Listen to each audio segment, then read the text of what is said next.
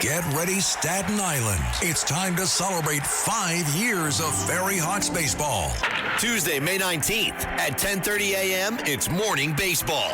Wednesday, May 20th at 6:30 p.m., have a pawsome time at Bark in the Park. Thursday, May 21st at 6:30, it's Pride Night with $5 Bud or Bud Light draft beer. Individual game tickets start at just $12. Visit ferryhawks.com now to lock in your seats. In the squadron, they called him Bullets, but we call him Greg Kelly. Greg Kelly is on the air on the Red Apple Podcast Network. Greg Kelly Show. Well, we're back, and I'm mesmerized by J.D. Vance showing us once again why President Trump picked him for this very, very important job. Vice President Vance speaking right now at the White House. However you define bad politics. Number two, and way more importantly, political violence, wherever it comes from, is unacceptable in the United States of America. Let's talk with one another, not shoot each other when we disagree. I think that's the principle that everybody in this room agrees with. It's certainly the principle the President of the United States agrees with. Okay. All right. Sorry. I'm gonna try to read this here. I'm sorry? Okay. Okay, that was kind of interesting, so I'm gonna give you the question. All right, go ahead. So last week, the Pentagon halted deployment of 4,000 troops, U.S. troops, to Poland. This is in direct contradiction to President Trump explicitly promised not to reduce the troop level in Poland.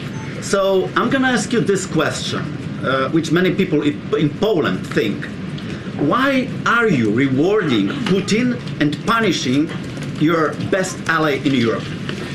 Well, first of all, I'd say there's been no president who's done more, frankly, to ensure that Ukraine survived the invasion of Russia than Donald Trump. As he famously said, Obama gave him sheets, I gave him javelins, and it was those javelins that ensured that Ukraine still has its territorial sovereignty. What he's also said is that he wants to pursue an American policy that focuses on the interests of the United States. And part of that foreign policy is not to reward Putin or not to punish a country like Poland, which we love. We love Poland. We love the Polish people. No. What we're trying to do, what our foreign policy is geared towards, is promoting European independence and sovereignty. We want Europe to take more ownership over its own territorial integrity. We want Europe to step up in a big way. Now, I think you said 4,000 troops. We've not reduced the troop levels in Poland by 4,000 troops. What we did is that we delayed a troop deployment that was going to go to Poland. That's not a reduction. That's just a standard delay and rotation that sometimes happens in these situations. But here's the fundamental problem. Poland is capable of defending itself with a lot of support from the United States. We're not talking about pulling every single American troop out of Europe. We're talking about shifting some resources around in a way that maximizes American security. I don't think that's bad for Europe. That's encouraging Europe to take more ownership. The United States cannot be the policeman of the world. We want to be good allies. We want to make sure that our troop presence promotes regional stability in Europe. The president has not said, though he could, the president has not said that he's taken all of the troops out of Europe, but Europe has to stand on its own 2 feet. And that's something that he's been consistent of, frankly, not even since the beginning of this administration, going back to the first administration, is we have got to have more sovereignty and more of Europe standing on its own 2 feet. That will continue to be our policy in Europe. Those troops will go eventually to Poland? What I said is that is it a delay in troop rotation? Those troops could go elsewhere in Europe. We could decide to send them elsewhere. We actually haven't made the final determination about where those troops are ultimately going to go. But what I'm saying is it is not accurate to say that we are pulling a bunch of troops out. It is a very small and very minor thing. And I think, frankly, a lot of the European media, again, is overreacting to this a bit. And here's one thing I'll say about this. Look, I have, for my entire life, I'm 41 years old. For my entire life, I have heard chirping from the European media about everything that's wrong with the United States of America. We don't have this. We don't have that. We don't spend enough on healthcare, even though part of the reason why we spend so much on defense was because we have tens of thousands of troops in Europe. I think that if the European media wants to attack the President of the United States, they need to start looking in the mirror. All he has said is that we're going to be good allies, we're going to be good friends, we're going to be trading partners, but it is reasonable for Europe to take a little bit more ownership over its continental integrity. Vice President, I have a question on the war, but just to follow up, you previously told me that anyone who assaulted a police officer on January 6th should go to prison. So why not rule out giving them taxpayer-funded money? Well, Caitlin, what I said is we're going to look at everything case by case. But why not rule it out? Because, Caitlin, there are people who I don't know their individual circumstances, and I don't rule things out categorically when I know nothing about a person's individual circumstances. Let's say a person is accused, let's say hypothetically, a person is accused of doing something that they never actually did, that they got a kangaroo court, that they had a judge who mistreated them. I think that we should look at those things case by case. We're not making commitments to give anybody money. We're just making commitments to look at things case by case. But just to follow up on the war, you last week denied that the president said he was not taking Americans' financial situations into consideration when he's making decisions on the Iran war. He was asked about that again. He stood by it, called it a perfect statement, and said he would make it again. Do you believe that Americans' financial situations should be taken into consideration when you're making decisions as an administration about the war? See, Caitlin, what you did is you misrepresented the question that I was asked, and then you misrepresented the answer that I gave. What I said is that a question that was asked where the president allegedly said that he didn't care about Americans' financial situations. He never said that. What he said is that it was totally taken out of context. What he said is that when he is negotiating with the Iranians, he's focused on the national security objectives that he's trying to achieve. Of course, the president has a mandate to be focused on a number of things. And I guarantee you every single day, I have conversations with him about it. Every single day, he's worried about his fellow Americans. He wants them to be prosperous. He wants them to thrive. He wants them to have good jobs. That's why we've done the things and taken the steps that we've taken in order to create record job growth, in order to create record wage growth, in order to induce trillions of dollars of new investment into our country. That's because he cares about that stuff. What he also said is that when he's talking to the Iranians, he's talking to the Iranians about questions, of course, of national security, like their nuclear program. You could hold two thoughts in your head at the same time, that the president cares about financial security for Americans, but also when he's negotiating with the Iranians, he's talking about the issues that are germane to the concerns of that particular conflict. Going back to the price tag for this DOJ fund, $1.8 billion. You have people that can't afford groceries. Gas is high. People are making sacrifices in their personal lives to accommodate for this rise in prices. People are telling us that they feel financially worse off. They're very concerned about the uncertainty. How can you justify that amount of taxpayer money for that fund when people are struggling? What do you say to Americans who wonder why this fund is getting all this money and I can't afford basic life amenities? Well, let me say a couple things about that. First of all, you said $1.8 billion, and it's important for people to realize we're not just writing a $1.8 billion check. We're going to take a lot of people who are going to apply and say that they have been mistreated by their government. We're going to handle those situations case by case. And if we determine they were, in fact, mistreated by their government, we think it's reasonable to give them just compensation. But when you talk about funds and pots of money that are out there, I mean, thanks to Donald Trump's leadership and the working families tax cut, we put $40 billion into a rural health care fund in order to stop the closure, or at least prevent some closure, of rural hospitals and rural clinics that had been decimated under the Biden administration. We had a piece of tax legislation that put hundreds of billions of dollars into the pockets of families. No taxes on Social Security, no taxes on overtime, no taxes on tips. So I reject the idea that we can't walk and chew gum at the same time. We can give just compensation to people who are mistreated by the government. We can also make sure that the American people, we do everything that we can to make their lives better, to make them more prosperous, to give them better jobs. That is the primary focus of Donald J. Trump's White House. That's the question all of us ask every single day, is how do we make our fellow citizens more prosperous? We can do that while also taking care of people who are mistreated by the last administration. Go ahead, sir. Yeah. Thank you, Mr. Vice President. Thank you very much, Mr. Vice President. Mr. Kurdi, sir. After the ceasefire with Iran, drone and missile attacks on the Kurdistan region have not stopped. That happened yesterday as well. What is your position on this issue, and what do you expect from the new Iraqi government regarding the control of militias? Well, as you know, you've asked the president this question before, and we certainly love the people of Kurdistan.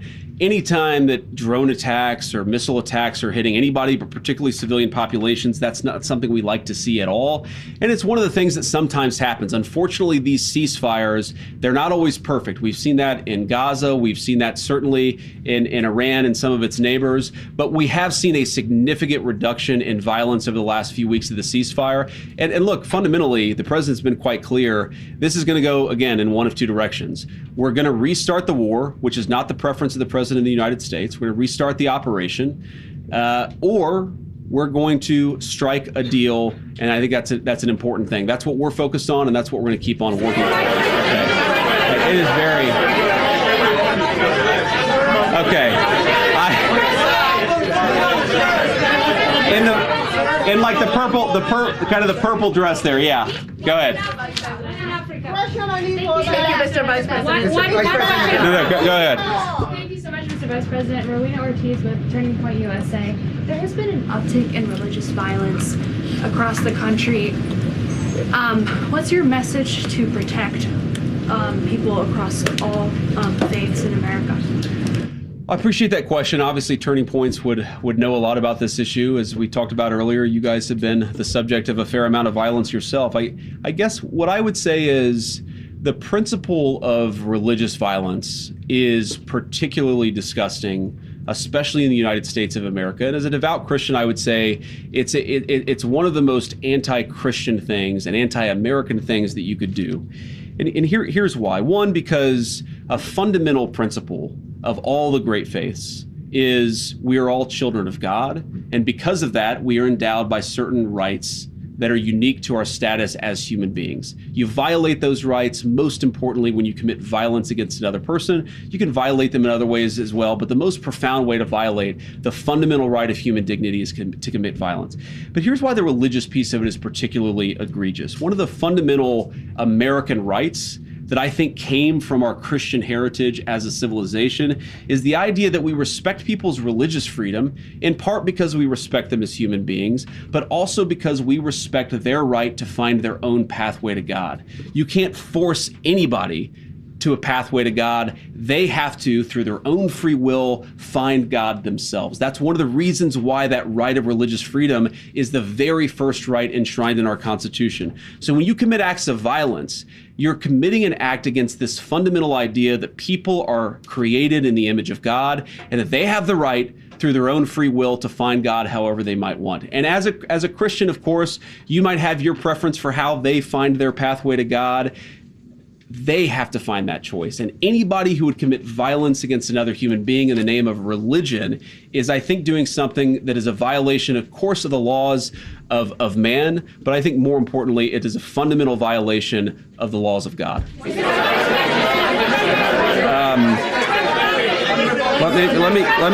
me go with.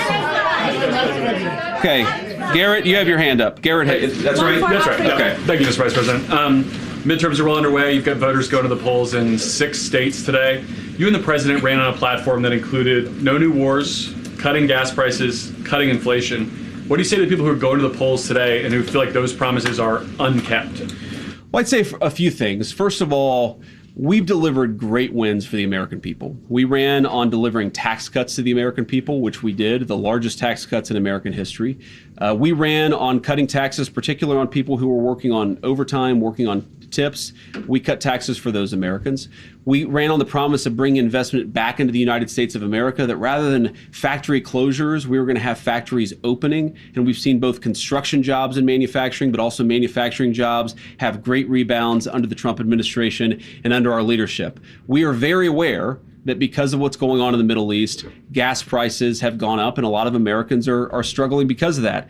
Our view is that it is a temporary increase. We're taking a number of steps to try to push back against it and try to ensure that Americans are paying as little at the pump as possible. But I feel quite confident after we've taken care of business in the Middle East, those prices are going to come down. And there have been a lot of prices, as you know, a lot of prices from rent to housing, where we still got a lot of work to do, but we do see some real progress made across the economy on pricing, but also on people's jobs. All right, man. The guy's fantastic.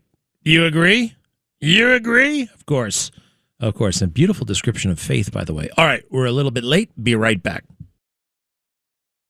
Did you know that St. Luke's University Health Network, based in the Lehigh Valley, Pennsylvania, has been recognized by the U.S. government as the highest performing health system in the United States for quality? You heard right. St. Luke's #1 recognition affirms our status as the top leader among the most respected healthcare providers in the nation, including Houston Methodist and the Mayo Clinic. To state it simply, if you want to receive the best care when you go to a hospital, come to St. Luke's. The road to the NBA Finals ends here, with star guards setting the tone. The Cavs eye another upset, while the Knicks carry the dreams of all of New York. Bang! The Eastern Conference Finals, Cavaliers-Knicks, Game 1, tonight on ESPN. Greg Kelly on the Red Apple Podcast Network. Andrew Giuliani, great man, son of Rudy Giuliani, great radio man, great broadcaster, great political mind. Anybody remember when he ran for governor and he beat some more experienced politicians in the process? Very, very impressive. He was really great on the debate stage and beyond. Right now, he is the executive director of the America 250 World Cup, the great big soccer match, tournament, whatever. And there is a major, major story about him. Big one, a big one. In, of all places, the New York Times. Oh, boy. Oh, boy. He sat down with the New York Times for 85 minutes. And I have a feeling he charmed the pants off them because so far it's not bad. It's not bad. Now, Andrew is smart, and unfortunately, he was tagged by that ridiculous Chris Farley skit. You know, back then in the 1990s, you know, there wasn't 10 million things to watch. One SNL skit, people talked about it for weeks, months. You know, it wasn't overwritten 8 seconds later by some other content. It marinated. It entered the brain stem, your hard drive. It was, yeah, it was different. And they made fun of Andrew Giuliani, something he did when he was like 5 years old. And it stayed with him. Now, I'm going through this piece, which is massive. It's a long, long piece. And I'm halfway through it. And so far, you know, it's not bad. I have a feeling this is what happened. They're not going to give him a glowing profile. They're not going to do that. But they are not going to do a hit piece on him. Why? They sat down with him and they realized, you know what? This is a sharp kid. He knows what he's doing. He's got a good heart, and he knows sports. He knows the sports world. All kinds of people have been brought in. You know, look up Peter Ueberroth. Anybody knows? Anybody know who Peter Ueberroth is? None of you dumbasses knows. Well, that's a line, by the way, from Full Metal Jacket. All right, when I say none of you dumbasses knows, sorry. Peter Ueberroth was a lawyer that they kind of picked out of the blue to be the head of the Olympics in Los Angeles in 1984. And the guy knocked it out of the park somehow. I mean, it's kind of tough to screw that up, but I guess you can. And he became like Time Man of the Year. They made him, he was going to be president, you know, and he wasn't really perfectly qualified, but he was willing and he had some credentials and he had the time. Andrew Giuliani right now, I believe, is distinguishing himself. He's doing a very good job. It's easy to take shots at him. It takes a little bit more effort to sit down with him and talk to him and realize he's a super guy and a super smart guy. And it looks like the Times may have actually done something honorable for once. Greg Kelly, entertaining and informative on the Red Apple Podcast Network. Okay. You know, I really like Andrew Giuliani. By the way, 800-848-9222, 800-848-9222. J.D. Vance wrapping up a press conference. Looked like he did a very good job to me, covering all his bases and also making a really good case for those who got screwed over by the government. Maybe they deserve some compensation, and they're going to be going through it methodically. They're going to take a look at it on a case-by-case basis. And the fake news, suddenly, you know, just totally opposed to beleaguered, totally opposed to the oppressed. It's interesting. J.D. Vance said during his little talk there that generally speaking, law schools, especially elite liberal law schools like Yale, where he went, you have all these groups that will, you know, represent prisoners, represent the accused, represent, you know, these clubs that kind of form up. And if you're oppressed, they have a club representing you. Everybody gets a club. Everybody gets support and representation, except for those who voted for President Trump. Going through this thing, it looks like they're, let's see here, Trump allies inside and outside the government. According to two people close to FIFA, who also requested anonymity, officials there privately bristled at the social media video with Mr. Giuliani and Mr. Mullen, the Homeland Security Secretary. Mr. Mullen said in the clip that Mr. Giuliani was running FIFA. Mr. Giuliani did not correct him in a statement. FIFA's senior advisor to the task force trumpeted a great working relationship among all parties. Look, the first 80% of this thing was kind of but not mean, not terrible. And now they're trying to get their licks in. It's tough when your name is Giuliani. It's tough. You know, your dad looms very, very large. And his father was, you know, larger than life and a legend until he started representing President Trump. And fascinatingly for me, he became even more of a hero for his work fighting for election integrity and fighting for President Trump. Rudy Giuliani did. His reputation in my book was enhanced, and his finest hour actually was 2020.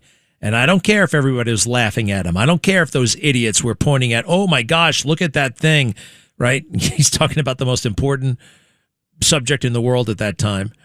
And people are talking about, oh, is that moisture on his face? I heard that press conference during a radio interview, and I was like, wow, this is fantastic. And then I get there and everybody's laughing at him. Everybody's laughing at him. Terrible. Secretary of State Marco Rubio praised the young man in a statement, a clear sense of direction. I think he's on it. Mr. Giuliani has also toured domestic host cities, toggling between weedsy logistics and bond building moments. All right, look, not bad. Not bad. Andrew Giuliani, a veteran and a friend of WABC, just like his father is. Just like his father is. And thank God his dad is still alive, right? Remember that? That was tough. That was tough. It was a little bit touch and go there for a while. 800-848-9222. 800-848-9222. Yes, Barry, how can I help? Is he there? Oh, shoot. I can hear you. You can't hear me. Hey, what's going on with this guy? One more time. Hello. Yeah. All right, let's try John instead. Keep that Barry thing because he wants to talk about that case I like. John, can you hear me? Yes, I can. All right, good. Congratulations. What's going on? I just want to talk about Rudy. You know, he was great to you. You're a hero. That was fine. I'm retired NYPD/transit police before the stupid merge. The stupid merge, huh? All right. And what's your beef with him 32 years later? What's the problem? No, my beef with him was back then. So was tens of thousands of us. We didn't want the merge. Transit was about to go to purge. Yeah, I know. I know about that. I know about that story. And I know not everybody was for it, right? It was a Bratton thing, by the way. That was a Bratton thing. Because Bratton always felt like a second-class citizen when he was the transit chief. When he got here and he realized, wait a second, they're underground. So that was a Bratton thing. And Giuliani has acknowledged that Bratton was a big, fat mistake. Do you appreciate that, John? No, I think Bratton would fall to the gates of hell You would? Rudy? You would? Sorry. Wait, what the hell are you talking about? The gates of hell, what? Bratton was great. Oh, yeah, right. Yeah, right. He's a big, goofy, out-of-towner smile. You know why he was great in your book there, in the Transit Police? Because he gave you, he just gave in, right? He just let you walk all over him. And you enjoyed walking all over him, John, right? It was a popularity contest. That's not what management and leadership actually is. All right? So, John, listen, this happened 32 years ago. All right? We've moved on. Okay? All right. I'll see you. Bratton. What a goofball jerk. What a silly man, that guy with that big, dumb smile. He got Wenchin Liu and Rafael Ramos killed. That man is responsible for police deaths. Absolutely. You can look it up. You can look it up. And de Blasio and that man facilitate all that crap. Let them take over the FDR Drive. Let them take over the bridges and the tunnels. Let them blow off steam because they don't like how Daniel Pantaleo and the, right? Remember all that? Let them riot. They gave them space to riot. And a maniac from Maryland came up here and started blasting cops because Bratton would not exert the control that the NYPD was capable of because he wanted to suck up to his crummy boss, Bill de Blasio. You remember that, John, and you think about your loyalty and where you are now in the big scheme of things. Whatever. All right, Ernie, who's this? Where are you? Yeah, I'm actually in Montclair, New Jersey right now, and I just want to know, hey, since you brought up the FIFA, who are you going to be rooting for? Obviously going to be rooting for USA, but I mean, are you going to be looking out for Messi? He's the best player in the world. No, man, I don't care. I don't like soccer. I don't know what the hell's going on. I mean, I have no idea. Is David Beckham, does he still play? Who's that Rafael? Who's the guy from Portugal that everybody likes? Fernando Ferrer, what? Geraldo? One of those guys. Ernie, I'm sorry, I'm not a soccer guy. I don't really, and I think, I just can't take it. You know, it's like 3 hours of chase the ball. And the scores, 2-1, 1-0. Takes forever to score a point. Anyway, Ernie, what? All right. No, I'm sorry. I'm prejudiced against soccer. All right? Now, I don't want to rain on your parade. Who you rooting for? Argentina and Messi. All right, Argentina. Well, I like Argentina and that president down there. Ernie, thanks for calling. Sorry I don't have the soccer spirit, but I'm glad my friend Andrew Giuliani is running the show. Okay, now did we get the connection with Barry? Barry, are you there? Now, what the hell is up with this phone? Oh, are you playing a game with me? Let's try Charles, who's driving. He wants us to know on the Long Island Expressway. Yes, sir. Yeah, hi, Mr. Kelly. As I recall, your dad was commissioner of police during the first Trade Center bombing, and a very important. And then he was reappointed police commissioner, police chief. You mentioned about Giuliani, Senior, and you said that, in your opinion, he was enhanced after the 2020 election. Yes. Well, he was one of the greatest mayors, as you recall. But when he came forth and said he had a lot of theories, but no evidence to back up the claims of election fraud of 2020, what's that about? What's that about? Well, this is something that it's a comment, again, taking out of context. Now, look, the problem that we faced, Rudy needed help. Rudy needed other lawyers. And I learned this from Bernie Kerik. When you are suing somebody, right, you have a gut feeling that you were wronged. Are you a lawyer, Charles? I am. I had a feeling. Well, yeah. An assistant what? Attorney General of New York State, yeah. No way. Wow. For which Attorney General? Vacco? No, it goes back. Louis Lefkowitz, I don't know if you know that name. No, and that's Bob Abrams, I remember. Bob Abrams. So look, then as a lawyer, right? When somebody sues somebody, they have a hunch that they were wronged, and then, you go into the discovery phase, right? you actually get evidence. You actually get to see what the other side may have done to wrong you. Is that fair? Absolutely. All right. So we never got to the discovery phase. So he was seeking the evidence. And when they would go to Rudy and say, well, you have no evidence. Where is the evidence? You know, I have never seen a lawyer come on TV and say, here's the evidence. They always say, we're going to present it in court, right? We will present it. I mean, Jim Comey is on the other day. He keeps saying he's innocent. He's innocent. Well, where's the evidence? And then they played that game with the media that we were supposed to be demanding the evidence right then and there. I understand that you can't necessarily put the evidence right in front of the public at that time. It may not be to your advantage, you know, and they're allowed to work things to their advantage. So that's my take on the Giuliani thing. And Charles, you got to admit, I got a big point, right? Saying that he was denied discovery. Wait, what? He was denied the process. Well, no, that's the problem. They were shutting down everything. And you know that this stuff takes time, right? Every court, you know, like, oh, it's 63 cases. No, it was all matters of standing. You know, you can't bring this case here. You're not the victim. You're not the this. You're not the that. They gave him the legal runaround. And since we don't run the legal community, right, since we're, you know, bastard stepchildren, right, the deplorables, nobody would kind of meet us halfway, right, including and especially, you know, the Bar Association. Let me ask you this real quick, Charles. You realize that Rudy Giuliani was disbarred. Do you know why he was disbarred? Why? Do you have any idea?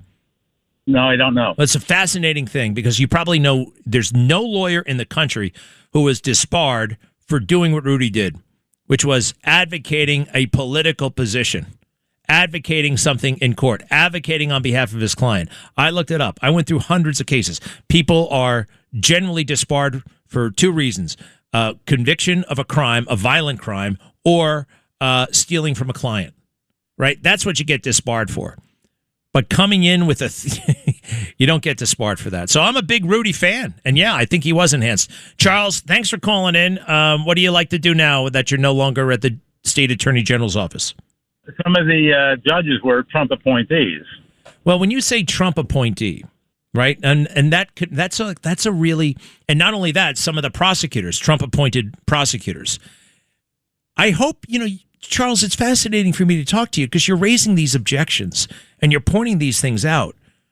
But I hope you know that you're playing a quite frankly, a bit of a twisted, sinister swamp game. Because just because you were appointed by Trump, right? You never met Trump. You know, you never were an associate of Trump, especially during the first term, right? As if there's some sort of political allegiance between Trump. This is really interesting in Delaware. Right? They said, well, the President Trump, those were Trump-appointed U.S. attorneys in Delaware. Well, they overlooked that it was a blue slip and that the two Democrat senators were advocating for them. And as a courtesy, President Trump made that accommodation. So when you say something like that, it reinforces to me that the whole system is rigged, right? Because what you just said, that'll shut down and fool 99% of the people, 99.9% of the people. But it won't fool me. And there are too few of guys like me around. That's, you know, you're like, oh, that will dazzle people and shut them down. But not me, because I know the truth, and I'm onto it. And Charles, I think you know as well. Very quickly, Barry, hello. Hello, Greg. Can you hear me now? I do. Beautiful. Every time I hear the name Canero, I get choked up. I get teary-eyed because I knew Keith. Keith was the brother of this misfit, this horrific individual. I think his name is Paul, his older brother, who did these horrible things that you described earlier. I was on the faculty of Brooklyn College some 50 years ago. Keith was a student, and we became very friendly. He offered all kinds of assistance to our operation. He was a computer genius, the nicest fellow you'd ever want to meet. I was over his house many times. I'm leading up to a question I'm going to ask you. The gentleman's gentleman and I'll tell you, just a model citizen and a model human being. How on earth does a brother in the same family turn out to be such a monster with the same genes? How does that happen? Greg Kelly, entertaining and informative on the Red Apple Podcast Network.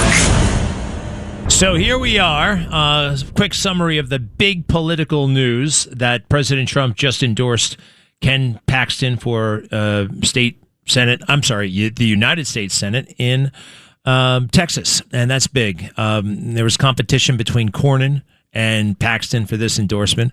It goes to Paxton. I think it means a couple of things. I mean, yes, he was a little bit conflicted. I know, President Trump. I mean, Cornyn, Paxton has picked up a lot of baggage, but Cornyn is, kind of milquetoasty and a little bit too non-MAGA for a lot of us. So there were concerns about Cornyn. What's his name? Paxton is MAGA through and through, but his life blew up a little bit with his divorce, and then the wife saying all kinds of things. But then we got a good look at Tallarico, and the hideous, sacrilegious things that this alleged priest actually said. That's crazy. And I'm so glad that I think Paxton is the guy. He was here right there about 2 months ago. And Tallarico is going down. No way does Texas go. And there'll be a lot of money spent, and there'll be a lot of attention, and they'll pretend that it's competitive, but it's not competitive. Hey, Hakeem Jeffries, everybody. I thought my friend out west, that great professor, said there's something wrong with this man. Would you listen to this Hakeem Jeffries for a second, please? I guess part of how we as House Democrats view this moment, either MAGA extremists are going to break the country or we're going to break them. And our goal is to break them. We will defeat them. We have to beat them electorally, and then we have to break their spirit because of the extremism that's being unleashed on the American people. That's completely and totally unacceptable. Break their spirit. What do they have in mind? Break their spirit. Do I want to break the spirit of my political opponents? No. Go march. I don't care what you do. I mean, I would like it if you didn't. I'm not going to break your spirit. I'm going to stand up for what's right. It sounded very ominous. And you know what? They tried it before with January 6th. We're trying to shut down any and all questions about election integrity. Keep your eye on him. He's a maniac. All right, to be continued. Sorry to Barbara and the others. I'll be back tomorrow. Thanks for listening to The Greg Kelly Show. You can hear The Greg Kelly Show weekdays at 12:15 on 77 WABC. If you like the podcast, share it with your friends and listen anytime at WABCRadio.com and download the WABC Radio app. Hit that subscribe button on all major podcast platforms. Plus, follow WABC on social on Instagram, TikTok, Facebook, and X. See you next time for a new episode so you never have to wonder. What the heck is going on here?